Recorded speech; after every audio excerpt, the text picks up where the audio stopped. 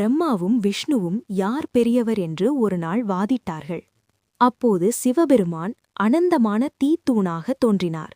இந்த தூணின் தொடக்கத்தையும் முடிவையும் கண்டுபிடிக்கச் சொன்னார். விஷ்ணு வராக அவதாரம் எடுத்து பூமியை நோக்கி கீழே தேடி சென்றார். பிரம்மா அன்னப்பறவையாக மாறி வானத்தை நோக்கி மேலே பறந்து சென்றார். நேரம் பல கடந்தும் விஷ்ணுவுக்கு முடிவு கிடைக்கவில்லை. அவர் திரும்பி வந்து உண்மையை ஒப்புக்கொண்டார். ஆனால் மேலே பறந்த பிரம்மா ஒரு தாழம்பூ கீழே விழுவதைக் கண்டார்.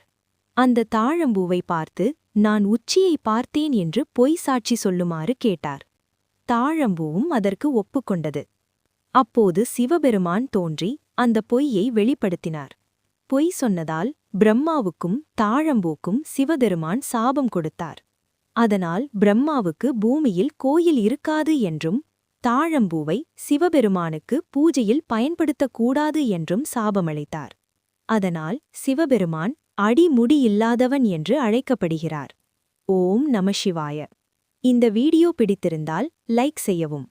இன்னும் பல சிவன் கதைகள் பார்க்க எங்கள் சேனலை சப்ஸ்கிரைப் செய்யவும். சிவபெருமானை நம்பினால் கமெண்டில் ஓம் நமசிவாய என்று எழுதுங்கள்.